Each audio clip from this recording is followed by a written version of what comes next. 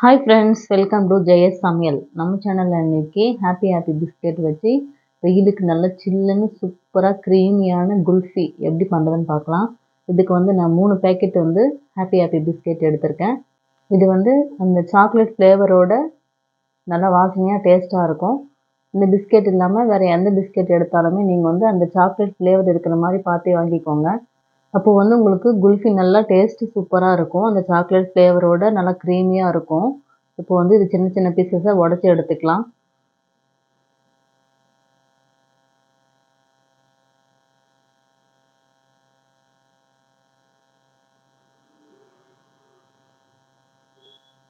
இந்த மாதிரி சின்ன சின்ன பீசஸாக உடச்சிட்டு இது மிக்ஸி ஜாரில் மாற்றிக்கலாம். அது கூட 5 முந்திரி சேர்த்துக்கோங்க. சேர்த்துட்டு இது கூட 3 டேபிள் ஸ்பூன் அளவுக்கு சர்க்கரை சேர்த்துக்கலாம். சேர்த்து இதை நைஸ் பவுடராக அரைச்சி எடுத்துக்கோங்க. இந்த மாதிரி அரைச்சி எடுத்து வச்சுக்கோங்க. இது அப்படியே இருக்கட்டும். இப்போ அடுப்பில் ஒரு பாத்திரம் வச்சுட்டு நல்லா ஃபுல் ஃபேட் மில்க் ஒரு 1/2 லிட்டர் எடுத்துக்கோங்க. நான் பசும்பால் தான், நல்லா காய்ச்சின பால் 1/2 லிட்டர் எடுத்திருக்கேன். பால் சேர்த்துட்டு பால் லைட்டாக சூடானதும் நம்ம அரைச்சி வச்சுருந்த பிஸ்கெட்டை கொஞ்சம் கொஞ்சமாக சேர்த்து கலந்துக்கோங்க. பால் ரொம்ப சூடாக இருக்கும்போது பிஸ்கெட் பவுட்ரு சேர்த்திங்கன்னா உங்களுக்கு கட்டிடும். நல்லா லைட்டாக சூடானதுமே அந்த பவுட்ரு சேர்த்துட்டு கொஞ்சம் கொஞ்சமாக கலந்து விட்டிங்கன்னா நல்லா மிக்ஸ் ஆகிடும். சிம்லேயே வச்சு கலந்துக்கோங்க. அதே மாதிரி கொஞ்சம் கொஞ்சமாக சேர்த்து நல்லா கலந்து விட்டுட்டு இது ஒரு 10 நிமிஷம் நல்லா கொதிச்சா போதும்.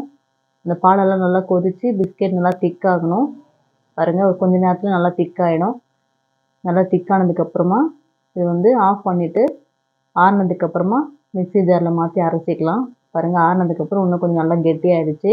இதை மிக்ஸி ஜாருக்கு மாற்றிட்டு இது கூட ஒரு 50 ml அளவுக்கு நல்லா காய்ச்சின பால் சேர்த்துக்கலாம்.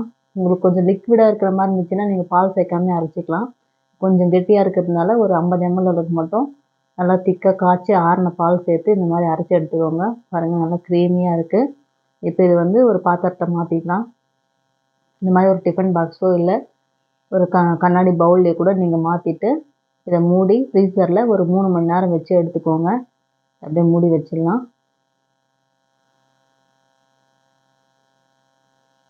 இப்போது ஒரு 3 மணி நேரம் ஆயிடுச்சு பாருங்கள்.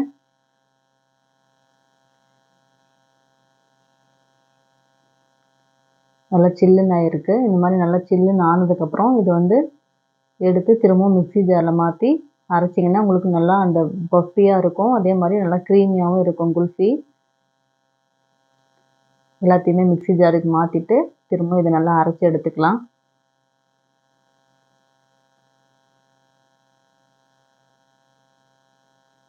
இந்த மாதிரி அரைச்சி எடுத்துக்கோங்க.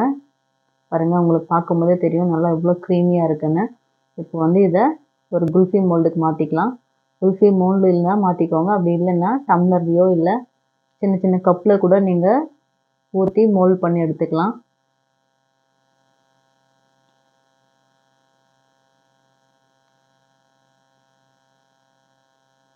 இந்த மாதிரி ஊற்றிட்டு மூடி அப்படியே ஃப்ரீசரில் ஒரு 8லேருந்து 10 மணி நேரம் வரைக்கும் நல்லா ஃப்ரீஸ் ஆகிற வரைக்கும் ஃப்ரீஸ் பண்ணி எடுத்துக்கோங்க. டம்ளரில் ஊற்றுறதா இருந்தால் நீங்கள் டம்ளரில் ஊற்றிட்டு மேலே ஒரு கவர் போட்டு பேக் பண்ணிவிட்டு அதையும் ஃப்ரீசரில் வச்சு எடுத்துக்கலாம். பாருங்கள், ஃப்ரீசரில் வச்சு எடுத்தாச்சு. இது லைட்டாக தண்ணியில் நனைச்சிட்டு மேலே இருக்கிற மூடி எடுத்துட்டு அதில் உள்ள இந்த மாதிரி ஐஸ்கிரீம் ஸ்டிக்கை வச்சு லைட்டாக ப்ரெஸ் பண்ணி எடுத்திங்கன்னா உங்களுக்கு ஈஸியாக வந்துடும்.